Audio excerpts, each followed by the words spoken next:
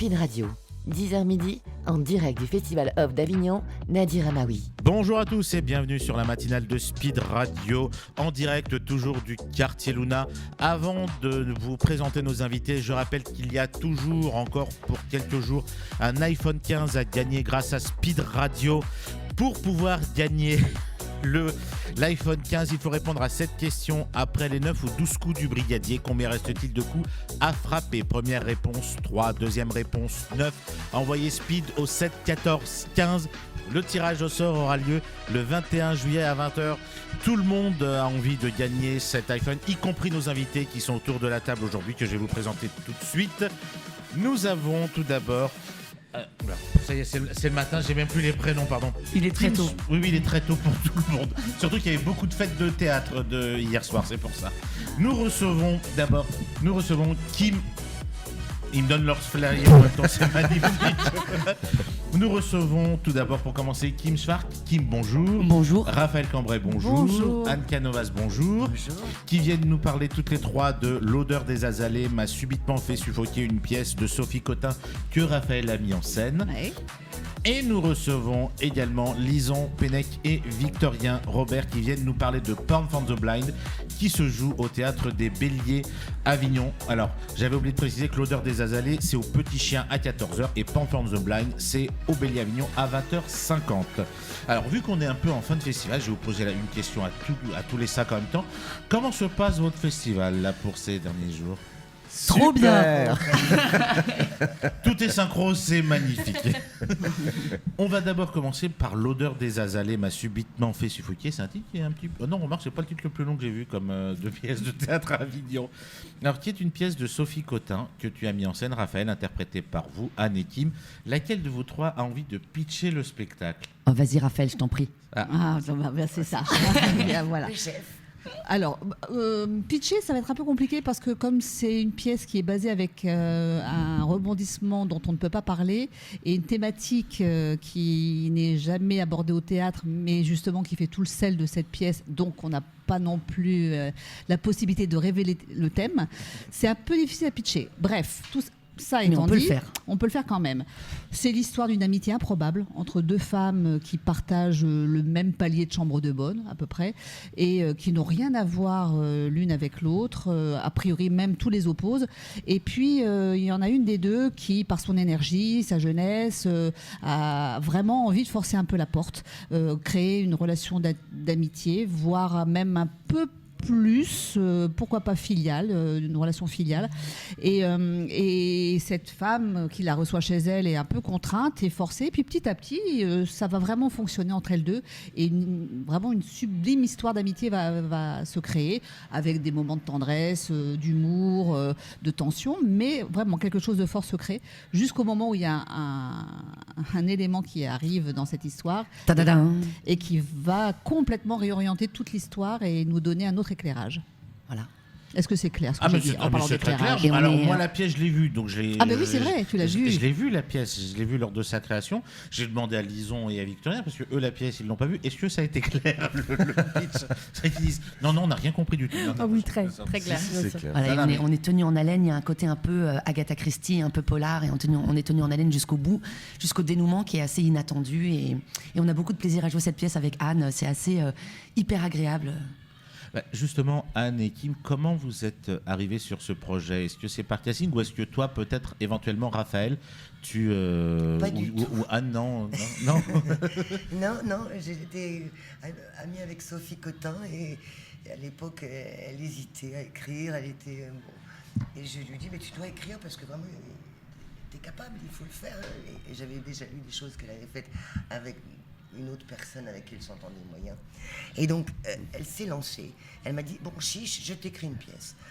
Donc, elle s'est mise à écrire une pièce. Donc, pour toi. Et puis petit à petit, ça a pris forme. Puis elle me dit, bon, qu'est-ce qu'on fait? J'ai dit, il faut faire des lectures. Elle me dit, mais avec qui nous dirige? J'ai dit, moi, j'adorerais Raphaël Cambrai. J'aime beaucoup ce qu'elle fait. Alors, on l'appelle, pleine de suspense. Et puis, elle nous dit oui.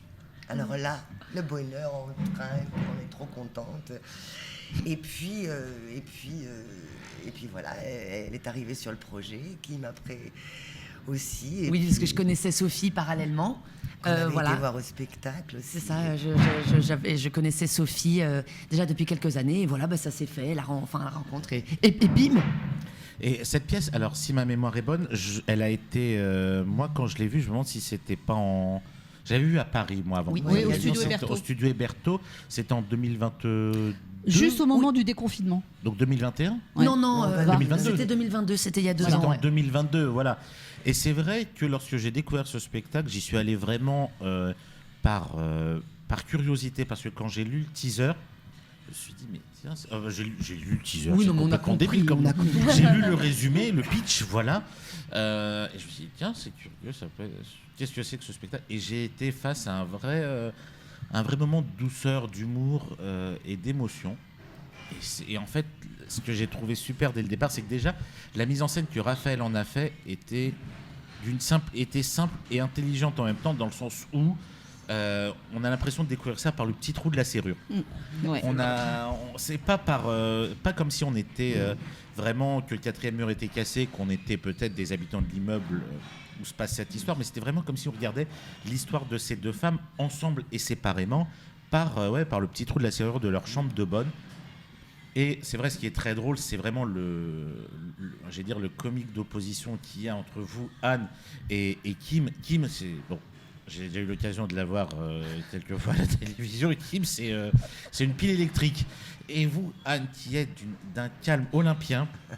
Déjà, même la première question que je me suis posée, c'est comment Anne a tenu pendant les répétitions face à Kim. Déjà, comment Raphaël et Anne ont tenu aux répétitions face à Kim. C'est ça qu'ils font. Mais on n'a pas tenu, en fait. Alors, si, je peux me maîtriser. Comment se sont passés justement d'ailleurs les premiers échanges entre vous trois, donc Kim, Anne, en répétition, en découverte de texte? Alors, moi, c'est un peu compliqué parce qu'à vrai dire, moi je pense que le travail de metteur en scène déjà est tellement facilité quand la distribution est claire et efficace. Précise. Voilà. Pour moi, 80% du boulot est fait. Hein. Donc, je les connaissais en tant que comédienne, donc j'avais aucun doute sur leur nature. Et moi, ce que je cherchais surtout, c'était une complémentarité. C'est de quelque chose qui soit de l'ordre de l'opposition, mais efficace. Donc, c'est vrai qu'après, on a été tout de suite dans les clous, dans ce qu'il fallait raconter. Il n'y avait pas grand-chose à créer parce que j'ai vraiment exploité beaucoup leur nature. Donc, ça servait le propos, donc c'était assez confortable. Et puis après, moi, je suis un peu obsessionnelle. Tu sais, j'ai une formation de musicienne au départ. Donc, moi, je suis surtout obsessionnelle sur les rythmes. Et c'est vrai que tu as raison. Moi, ce qui m'intéressait, c'était d'avoir l'impression d'être un tout petit peu voyeur, mais élégant. Un voyeur élégant. Donc, de voir par le trou de la serrure, ça me va bien ce que tu racontes. Oui, parce que tu as déjà dit ces mots-là dans les répètes. Et j'étais même pas au courant. Là, j'avoue, c'est sorti de ma caboche. On s'est même pas concerté avant avec Raphaël.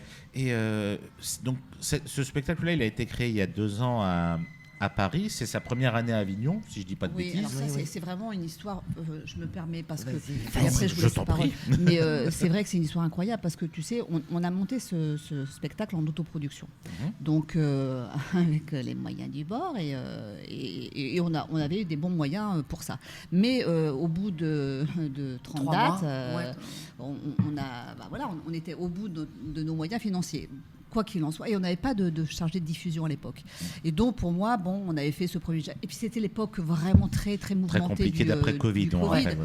Donc, on s'est dit, on l'a fait, on l'a montré, on a eu une super presse et on était contente. Mais voilà, fin de l'histoire. Et il se trouve que moi, j'ai mis en scène ensuite un Don Quichotte musical avec Nelly Correa, qui est la productrice de Art et Spectacle, c'est sa boîte qui s'appelle Art et Spectacle, et donc elle m'avait contactée pour faire cette mise en scène du Don Quichotte. Et puis elle m'avait dit tiens, je connais pas, est-ce que tu pourrais me montrer quelque chose que tu as fait récemment? Et je lui dis tiens, j'ai cette captation là. Très très bonne captation au demeurant. Qui avait été très très bien faite. Ouais. Je me souviens plus de José. Par José, voilà. Et donc José Captation, bonsoir. C'est ça, je salue. Voilà. On l'embrasse. José, Voilà. José, tu te José, reconnaîtras. si tu nous regardes. Absolument. À la Michel Pardon Drucker. José, José, si tu nous regardes. Il y avait plusieurs valeurs de plans, Gonçalves. des gros plans, des plans larges. José Gonçalves, c'est ça, hein? Je crois. Bon, t'es pas sûr, c'est pas grave. Et donc, José, appelle la radio, José, s'il te plaît. Voilà. On sait qu'il s'appelle José, mais il a fait une très bonne capta. Et donc, très bonne capta. Et Nelly s'est enthousiasmée sur sur cette captation. Et elle m'a dit, mais vous n'avez pas fait de tournée, pourquoi blablabla. Je dis, parce que blablabla. Et elle m'a dit, mais pourquoi pas partir à Avignon, est-ce que vous seriez d'accord? Donc moi, c'est insensé parce que d'habitude, tu sais, quand c'est fini, c'est rare que les objets ressortent. Et donc on s'est retrouvés là. Par cette en janvier, 15 jours avant, avait dit, bon, maintenant, ça suffit de payer le stockage du décor, je vais le détruire. Voilà. Et paf, Nelly arrive, ouf. Mais c'est vrai que c'est terrible parce que moi je me rappelle aussi du décor qui était absolument sublime. C'est vrai que quand j'entends à chaque fois, oui, à cause de telle ou telle raison, la pièce s'arrête et on a dû détruire les décors, c'est un véritable crève-cœur. Ça fait mal au cœur, oui. Voilà. Et là, c'est vrai que vous avez une énorme chance. Et moi, mon regret, après avoir vu cette pièce, je me dis, merde, mais comment ça se fait qu'elle n'a pas été plus loin? Parce que la pièce, c'est ça qui est bien aussi dans cette pièce sur les deux personnages que vous jouez, Anne et Kim, c'est que n'importe quelle personne peut se reconnaître dedans. Exactement. Dans leur solitude, dans leur solitude mutuelle et cette relation qu'elles vont créer l'une avec l'autre, n'importe qui pourrait se reconnaître. Donc ça pouvait parler à tout le monde, cette pièce-là, sans dévoiler bien sûr ce qui se passe après, mais que ça n'a pas été plus loin à l'époque de sa création. Mais après, comme tu le disais, Raphaël, je pense que c'était peut-être dû à la période où... qui était très, très, très chahutée. C'est surtout qu'il y a eu tous les spectacles qui se sont retrouvés coincés pendant un an et demi, qui sont revenus en même temps à la charge. Donc, complètement. Avant, on se dit, il n'y a pas beaucoup de spectacles à voir, c'est chiant. Et là, d'un seul coup, tous ceux qui n'ont pas pu être créés à l'époque à cause du fait... Tout le monde est revenu en même temps. Justement, voilà, c'est ce que Victor a dit, c'était le cas pour Panthers of the Blind. Tout est revenu en même temps à la charge et il y a malheureusement eu des spectacles qui sont un petit peu... un peu sacrifiés, quoi. Voilà, au niveau de la visibilité, passé un peu à l'as. Et c'est un gros regret. Justement, vu que c'est un peu le cas pour vous cinq, cette période-là, donc d'après-Covid, de déconfinement, de retour du public dans les salles, vous avez vraiment senti que ça a été... c'était très compliqué de vous battre face à autant de spectacles, que ce soit vous, même vous, Victorien et Lison, pour Panthers of the Blind. Oui, je sais pas, parce que l'année dernière, on était venu à Avignon et il y avait quand même une vague de spectateurs. L'année dernière, c'était un festival ultra fréquenté. C'est cette année où il y a un peu moins de monde. Je sais pas, moi, le problème, c'est plus la baisse des aides à la culture que le public, tu vois, mais qui peut-être nous pénalise. Ça, c'est vrai qu'on avait fait une émission dessus à Paris. C'est vrai que quand on a appris qu'il y avait eu un budget de la culture qui avait été monstrueusement sacrifié, je crois qu'on avait parlé de 200 millions d'euros qui avaient été sacrifiés pour la culture, ça a été effarant, sachant que voilà, il y avait encore beaucoup de spectacles qui en avaient besoin après le Covid, parce que moi j'ai fait tous les Avignons, même pendant et après le Covid, et quand j'entendais même les lieux de théâtre, ils disaient non, mais le spectacle il nous plaît, mais là on n'a pas le budget pour prendre plus. C'est tout le temps maintenant. Voilà. Et il y avait même, moi c'était la phrase que j'ai entendue la plus insupportable, c'était en Avignon 2022. Il y avait énormément de diffuseurs, de programmateurs qui venaient au théâtre, qui voyaient des spectacles, qui disaient c'est génial, le spectacle qui nous intéresse et tout. Et quand les compagnies leur disaient vous nous programmez quand? Mais non, on peut pas vous programmer. On est à cause du Covid, on est plein jusqu'en 2025, 2026. C'est vrai. Et là on se dit alors pourquoi vous êtes venus? On avait envie de voir des spectacles. Là en fait toutes ces compagnies là que j'ai côtoyées ont eu une perte d'espoir au moment de ces deux Avignons après confinement. Ça a été après Covid, ça a été vraiment un crève-cœur. Mais vous, merci, vous êtes ici à Avignon, à Avignon ici en 2021. Donc Panthers of the Blind, c'est la deuxième année puisque vous étiez déjà là l'année dernière. Vous jouiez à quelle heure l'année dernière, la même heure? À 21h. À 21h. Vous étiez 10 minutes plus tard. C'est pas grave. Ça c'est pas gênant. Et par contre, l'odeur des azalées, c'est votre première année grâce, on peut le dire, à un spectacle et à la fameuse captation de José. Donc, absolument.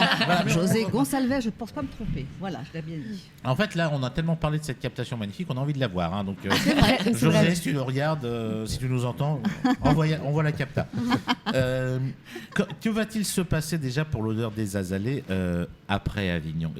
Alors, c'est le but du jeu. Maintenant, c'est Nelly qui est aux manettes. Donc, voilà, on essaye de faire venir un maximum de programmateurs et puis faire en sorte d'avoir une vraie tournée. Parce que Avignon coûte cher, on ne va pas se mentir, donc il faut un peu amortir les frais. Et puis, j'ai cru entendre Nelly parler d'un... Éventuellement, elle ne serait pas contre le reprogrammer à Paris. Donc, ça peut être pas mal. Dans un beau théâtre à Paris, ça peut être... Je suis en train de réfléchir dans quel théâtre il pourrait être à Paris. J'ai une idée en tête, mais Oui, je sais pas si on peut le dire, mais elle a aussi une idée. Je la dirai en antenne. Pareil. Suspense. Voilà. Alors, on va marquer notre première pause musicale, mais avant tout, je rappelle qu'il y a toujours cet iPhone 15 à gagner grâce à Speed J'ai la réponse. Radio. On a tous la réponse, Et pour pouvoir jouer, il faut répondre par téléphone à cette question. Après les 9 ou 12 coups du brigadier, combien reste-t-il de coups à frapper? Première réponse 3. Deuxième réponse 9. Envoyez Speed au 7 14 15 et vous avez jusqu'au 21 juillet à 20h. Même vous autour de la table, vous pouvez jouer, vous avez l'autorisation. Une petite pause musicale, on se retrouve dans quelques instants. À tout de suite.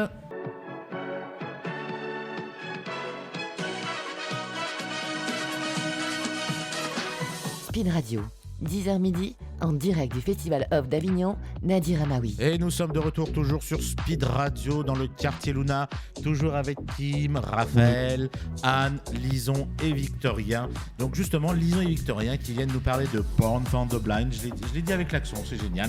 Une pièce que tu as écrite, Victorien, et que tu as mis en scène également, dans laquelle Lison et toi partagez la scène avec Xavier Martel. C'est ça. Alors lequel de vous deux va pitcher? Lison, Victorien? Ah bah tiens, Lison. Oui, parce que j'ai plein de questions à poser à Victorien après, donc ça va être Lison. Nous, quand on le tracte, on essaye d'ouvrir avec juste... c'est un Amélie Poulain dans le milieu de l'audio-description de films X pour aveugles. Ce qui est un petit défi à l'articulation déjà de bon matin, mais souvent on accroche avec ça. Et puis ensuite, quand on sent que la personne est intéressée, on dit que c'est une jeune femme qui s'appelle Eva, qui tombe amoureuse d'un aveugle dans une foule. Elle n'a pas le temps de prendre ni son 06, ni son Insta, ni rien. Elle n'a pas son nom et elle le cherche partout. Elle tombe folle amoureuse, elle le cherche partout. Et pour le retrouver, elle se fait embaucher dans une entreprise qui a vraiment existé en Angleterre, qui s'appelait Porn for the Blind, qui fait de l'audio-description de films X pour aveugles, pour que les aveugles aussi aient accès au porno. Et elle va essayer de distiller des indices à l'intérieur de ça pour retrouver son aveugle inconnu. Le problème, c'est qu'elle va découvrir aussi la vulgarité de ces scènes, de ce vidéo qui ne sont pas du tout représentatives de la sexualité d'aujourd'hui, et de jamais d'ailleurs. Et elle va essayer à sa manière de changer la donne. Alors j'ai vu le spectacle et c'est vrai que quand ça démarre, il y a beaucoup de moments de fou rire. Pourquoi ? Parce qu'en fait quand on voit Lison dans toute sa douceur, dans toute son innocence, mais en fait déjà quand elle commence à parler de la rencontre avec ce jeune homme, c'est très mignon, c'est très tendre. Et à partir du moment où elle va partir à sa recherche, oulala. Il y a une scène la première scène qu'on voit, je ne sais pas si on peut la dévoiler, Victoria, avant qu'elle arrive à Porn for the Blind, c'est que quand elle essaye par tous les moyens de retrouver ce jeune homme et elle fait toutes les associations sportives pour aveugles. Et c'est là que toi et Xavier vous apparaissez pour la première fois, mais c'est juste cette scène-là m'a fait déjà beaucoup rire pour démarrer, parce que vous avez ce petit bout de femme, on va dire, en train de faire la tour de tous les milieux sportifs pour aveugles, donc les trucs les plus aberrants possibles. Et c'est un vrai ping-pong avec Lison qui fait la balle entre vous deux. Est-ce que ça, toutes ces associations dont tu parles au début que tu as écrit au début de ce spectacle, elles existent vraiment toutes de A à Z ? Ouais. La scène, on l'avait appelée Cécile Foot. Et après, oui, je me suis documenté, quoi, on va dire. J'ai pas fait des recherches très profondes, mais à un moment, oui, le Cécile Foot, donc c'est du foot pour malvoyants qui existe vraiment. Ça sera aux Jeux paralympiques. Il y a du blind tennis, il y a de la pétanque pour aveugles où les gars jouent. En gros, ça marche un peu comme la bataille navale. Tu dis le cochonnet est en G4. Et les mecs, ils ont à peu près le. Voilà. Et non, il y a plein de choses comme ça. Ouais, la course de vitesse accompagnée, enfin tout ça, ça existe. Mais c'est bien d'ailleurs. Non, mais c'est vrai que, en fait, on découvre une chose grâce à ton spectacle, c'est qu'il y a énormément d'associations sportives ou autres pour aveugles dont on n'entend jamais parler. Ouais. Tu vois, il y a beaucoup de choses. Tu vois, comme tu viens de le dire, disons, Porn for the Blind a vraiment existé en Angleterre. Et toutes ces associations sportives pour les aveugles, c'est vrai que si on ne recherche pas sur Internet, on n'est absolument pas au courant de leur existence. Et au-delà du côté humoristique de cette pièce, parce que c'est vrai que la première fois que le personnage d'Eva se met à faire de l'audio-description, mais c'est... Voilà, je dis rien, mais... si, je crois... Oui, je l'ai vu, ouais. Voilà, Kim, tu l'as vu, tu peux interagir quand tu veux là-dessus, puisque là, on a eu 2 spectateurs qui sont venus voir le spectacle, mais c'est Voilà, Oui, c'est très drôle, il y a une opposition justement de personnages et de vocabulaire qui est très... Oui, je crois que c'était tout l'idée de la pièce, c'était de vraiment faire se conjuguer la poésie de l'écriture et puis le romantisme de l'enjeu d'Eva qui est de rencontrer un homme qu'elle a vu qu'une seule fois, enfin de le retrouver, avec la crudité de ce milieu-là et de contrebalancer tout le temps en fait entre la vulgarité et la crudité. C'est là où va résider vraiment la drôlerie et l'ouverture vers quelque chose de plus beau, de plus enflammé avec la recherche de l'amour fou, quoi. Et il y a aussi ce que j'ai trouvé très touchant dans ton texte, Victorien, c'est qu'on découvre un peu les démons intérieurs de ces trois personnages. Il y a le tien, Lison, mais il y a aussi celui que tu joues, Victorien, qui est dans l'audio-description, lui, depuis des années, et il y a celui de Xavier. En fait, ces deux personnages, on les découvre peut-être au bout de 20 minutes de spectacle, et quand on les voit, on a l'impression que c'est un peu des mecs qui roulent des mécaniques, surtout du côté de Xavier et tout, qui sont très sur deux, très pro, alors qu'en fait, ils ont des démons intérieurs, et là où c'est aussi intelligent dans ta mise en scène, c'est qu'il n'y a pas besoin de grand-chose. C'est juste par des jeux de lumière que l'on est happé par ce qui leur est arrivé à eux et qu'on commence à avoir, alors que on peut les imaginer comme étant des gros rustres, mais un peu des beaufs. Non, c'était pas l'idée non plus. C'était pas mais justement, c'est de la petite sensation qu'on a au début, alors qu'en fait, c'est des bulles d'humanité qui sont humains comme tout, avec beaucoup de failles, avec beaucoup de démons. Et la manière dont tu permets au public de découvrir ces démons intérieurs, j'ai trouvé ça très beau.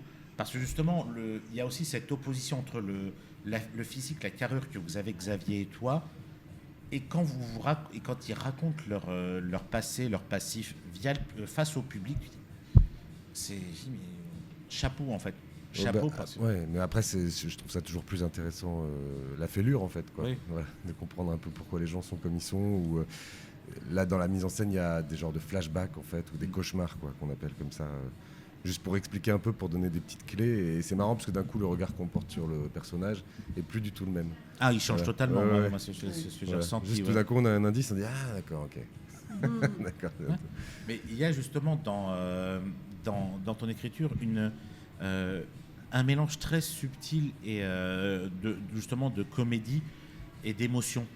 J'allais même dire un peu de drame, parce que quand on voit ce que certains de ces trois personnages ont vécu par rapport à comment ils sont dans la vraie vie, dans l'histoire, les uns face aux autres, tu te dis mais c'est... Voilà, pareil, tu te dis mais... Et il a été dans ce milieu-là. Est-ce qu'il cherche pas à...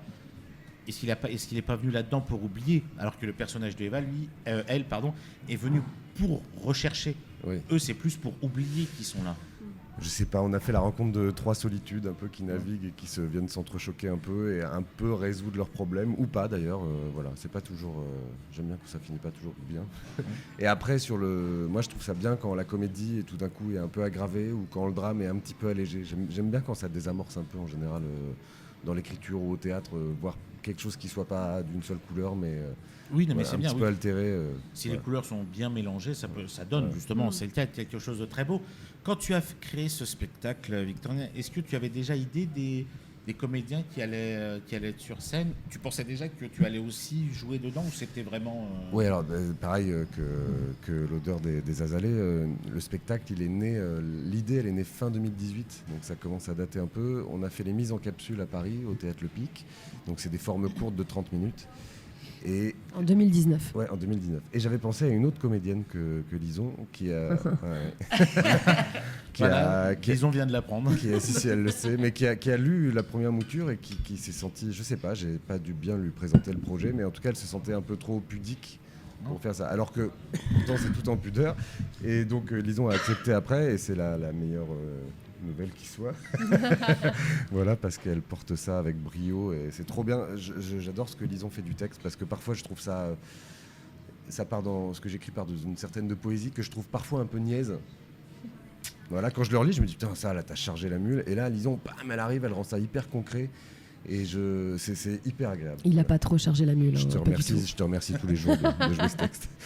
Voilà, donc et Xavier s'est rajouté aussi parce qu'on avait un autre comédien mais qui est parti sur une autre pièce. Donc voilà, c'est une distribution qui s'est établie avec le temps. Et moi, je devais vraiment jouer des petits rôles et tout. Et puis au fur et à mesure, ça s'est étoffé, quoi, voilà. Mais sache que sur ton personnage justement de l'employé de Pan de Ménage, je t'ai trouvé très touchant. Ben, merci. Ouais, parce que vraiment, en fait, c'est ça qui est beau et c'est ça qui relie un petit peu vos deux spectacles, c'est que c'est la réunion de solitude. Là, dans l'odeur des azalées, c'est le cas pour Anne et Kim, et dans Pan de the Blind, c'est vous trois, c'est trois solitudes, trois personnes cassées par la vie, un petit peu. Enfin, un peu moins peut-être le personnage d'Eva, parce que c'est oui, on va dire, c'est un truc plus frais, quoi. Voilà, c'est encore tout frais. Elle est à la recherche vraiment de ce coup de cœur. Et elle se retrouve face à deux personnes qui ont eu une vie un petit peu, un petit peu beaucoup, même on peut dire dure. Et c'est la rencontre de ces trois personnes. Et pour vous, dans l'odeur des azalées, c'est ces deux femmes qui ont eu chacune une vie un petit peu particulière, qui fait qu'il y a un petit peu d'humanité qui se retrouve. Malgré des caractères diamétralement opposés pour chacun de vos personnages, ce qui se ressent le plus, c'est l'humanité, il y a la lumière aussi. Dans une période qui est assez sombre pour certaines, donc là, pour l'odeur, c'est la solitude, vous, c'est... Il y a une forme de solitude aussi dans Porn, en fait. C'est trois solitudes qui se retrouvent, réunies par l'enjeu d'une entreprise qui va pas très bien. Et à l'intérieur, chacun a un peu ses petites misères, que ce soit misère affective, sentimentale. Et tous vont un petit peu leurs enjeux vont se réconcilier presque pour essayer de pousser l'entreprise à grandir. Elle a retrouvé son amoureux et puis les autres aussi dans leur chemin de vie, quoi. Et c'est assez... C'est pour ça qu'on faisait la comparaison avec Amélie Poulain, parce que quand ils sont dans le bar Les Deux Moulins, c'est que des solitudes, en fait. Il y a Dominique Pinon qui est tout seul à sa table. Mais c'est marrant parce que j'ai pensé tout de suite aussi à Amélie Poulain aussi dans ta tenue. Ouais. Dans ta tenue, je sais pas, alors que je me rappelle plus comment il y a Amélie Poulain, mais les couleurs, les tons et tout, et je crois qu'il y en a un pull vert.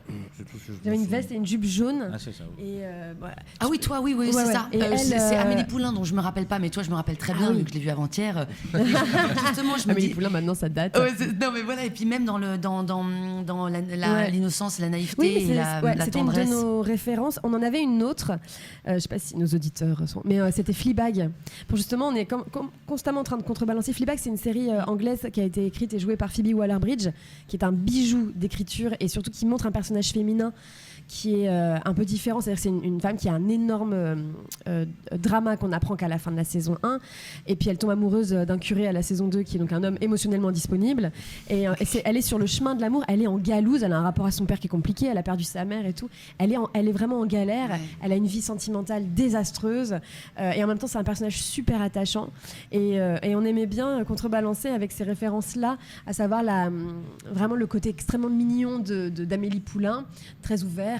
Et en même temps la crudité de cette Phoebe Waller-Bridge, qui est une référence un peu récente dans notre travail, mais qu'on aime aussi beaucoup. Aussi pour pas tomber dans quelque chose de la jeune femme qui ne cherche que l'amour, dans le fond. Oui, qui la est fleur juste, bleue. Oui, voilà. Il y a ça dans Porn, on assume complètement... on a cherché de la pertinence à un moment, et voilà. c'est vrai qu'on Fleabag était dans un coin de notre tête, parce qu'il fallait retrouver un peu encore une fois, casser un peu, quoi, que ça soit pas juste fleur bleue. Ce qui n'est pas du tout ni dans le texte, parce que le texte est constamment contrebalancé, mais on aimait bien justement cette dualité, parce que je pense qu'en fait il y a ça aussi dans nos quêtes un peu romantiques. En fait, il y a aussi vachement de concret là-dedans. Quand on regarde un peu les films qui sont hyper cuculaprales, on s'y reconnaît pas toujours, quoi. Voilà. Oui, mais c'est les films qu'on aime bien regarder sous la couette. Bon, pas ici à Avignon, parce qu'on met pas de couette. Parce qu'il fait trop chaud. Parce qu'on met pas de couette, tout simplement. Ah, moi j'ai ma couette, je m'en recommande. Parce qu'on ne dort pas. T'as la clim. Ah, oh, on a la clim. Ah bah voilà, oui. Voilà. Tu as la clim, Kim? Oui, j'ai la clim, Kim. J'ai la clim. C'est sur ce jeu de mots qu'on va marquer seconde pause musicale. T'as la clim, Kim, voilà. La clim. Je rappelle qu'il y a toujours le jeu concours Speed Radio pour gagner un iPhone 15. Il faut répondre à cette question. Après les 9 ou 12 coups du brigadier, combien reste-t-il de coups à frapper? Première réponse 3. Deuxième réponse 9. Envoyez Speed au 7 14 15. Vous avez jusqu'au 21 juillet à 20h pour y participer. 21 juillet, c'est quand? C'est dans 21 juillet. Oh, Kim. Dans 3 jours. Retourne sur la couette avec la clim, Kim. Ah oui, c'est dimanche. À tout de suite.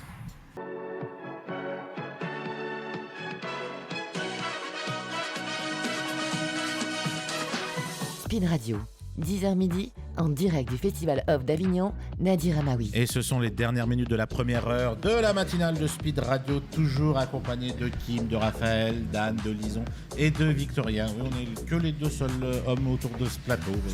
Et quels hommes! Oui, non, j'allais dire quelles femmes au pluriel, puisque voilà, on vous voit sur scène, dans des spectacles absolument magnifiques. Avant de revenir vraiment sur vos spectacles, je rappelle qu'il y a toujours le jeu concours Speed Radio pour gagner un iPhone 15. Mais gagnez-le Pour répondre à cette question. Mais c'est quoi le numéro? Il faut envoyer Speed au 7 14 15 en répondant à cette question après les 9 ou 12 coups du brigadier. Combien reste-t-il de coups à frapper? Première réponse 3, deuxième réponse 9. Vous avez jusqu'à dimanche soir à 20h pour pouvoir y participer. J'allais poser une question. Kim vient de jouer. Hein. Je vous jure, c'est pas une blague. J'ai Kim qui en direct me montre son téléphone en me disant c'est bon, j'ai joué. C'est ce qu'il fallait écrire. Mais je pense, oui. Je sais pas. C'est pas moi qui fais le concours pour le coup. Je peux même pas te dire si t'as bien dit t'as bien mis ce qu'il fallait mettre. Donc nous sommes toujours en direct du quartier Luna. J'ai l'impression qu'on est devenu sur FIP. La seule fois on est devenu sur France Culture. Bonjour, bienvenue sur Speed Radio Culture, toujours en direct d'Avignon.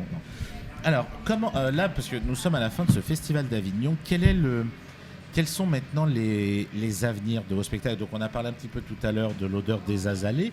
Pour Porn from the Blind, qu'est-ce qui va se passer après cet Avignon qui est plutôt qui marche plutôt bien? Oui, c'est un Avignon plutôt réussi. Oui, ça va.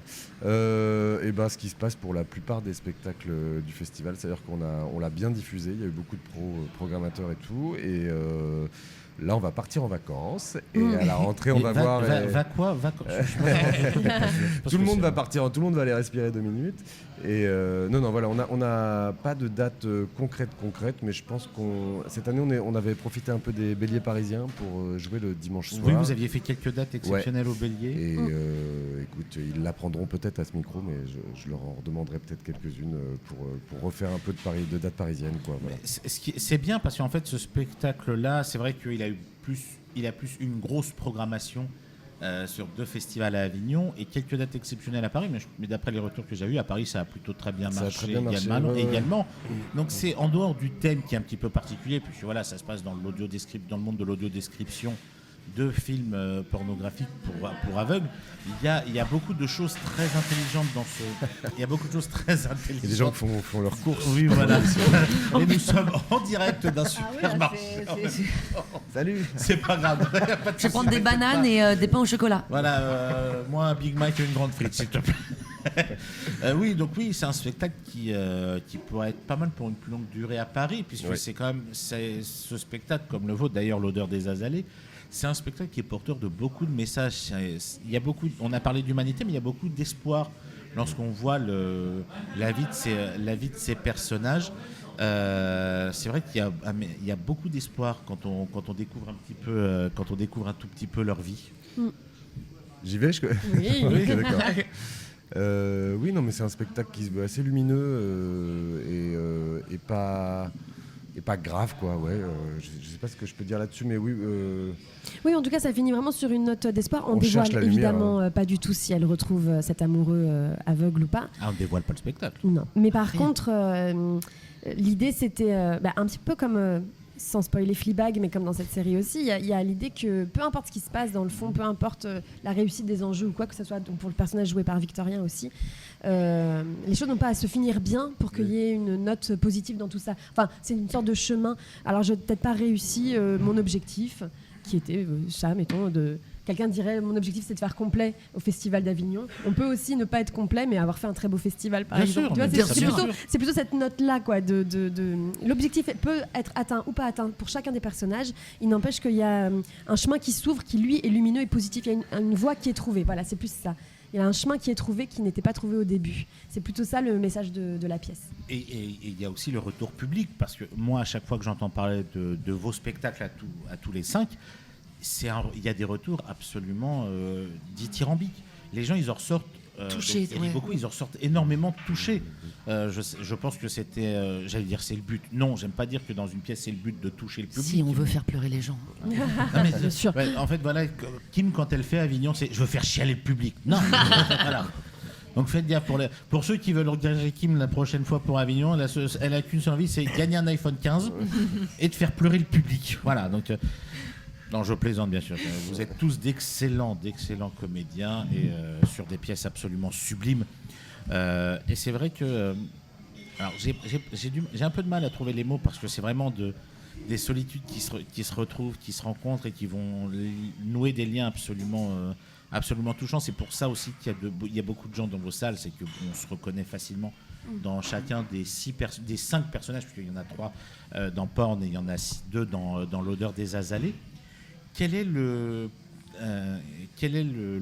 retour principal que vous avez eu chacun du public? D'abord pour chez vous dans L'odeur des azalées, la phrase la plus touchante qu'on vous ait dit à la sortie d'une représentation ici sur Avignon. Alors, je ne sais pas si c'est des phrases, mais c'est des émotions, des mots, et on nous dit que c'était inattendu et bouleversant. Voilà. Des yeux, oui, les gens sont très émus, assez bouleversés, et touchés, et ils nous remercient. Oui, ils nous disent en fait qu'on ne sait pas où on va jusqu'au bout, et que du coup, ils sont... Et aussi, ce que moi j'ai pas mal entendu, c'est qu'il y a un phénomène d'identification qui est très fort parce que soit ils l'ont vécu, soit ils en ont entendu parler, mais personne n'osait en parler. Donc c'est un peu un sujet qu'on met sous le tapis. Voilà. Avant de jouer la pièce, je savais pas que ça existait. C'est un phénomène de société en fait dont on n'est pas forcément au courant, qui existe. Et voilà. Super. Ça sent le générique de fin. Les filles n'ont pas le temps, c'est pour ça. Écoutez, il me reste à vous remercier tous les 5. Et vous, qu'est-ce qu'on vous dit en sortant? Oui. Nous, on nous dit que c'est original et sensible. Et super touchant et très bien écrit. Voilà, et très inattendu aussi. Je crois qu'on partage ça ce matin. Et c'est pas pour rien que tu nous as réunis, dis donc. Mais oui, mais comme quoi le hasard fait bien les choses. Donc je rappelle ces 2 magnifiques spectacles. L'odeur des azalées m'a subitement fait suffoquer. Pièce de Sophie Cotin, mis en scène par Raphaël avec Anne Canovas et Kim Schwartz à 14h au Petit Chien, Port Fan the Black, écrit et mise en scène par Victorien Robert avec Lison Pennec, Victorien et Xavier Martel à 20h50 au Théâtre des Béliers Avignon. On marque une pause musicale, on se retrouve dans quelques instants avec de nouveaux invités. À tout de suite. Merci. Merci.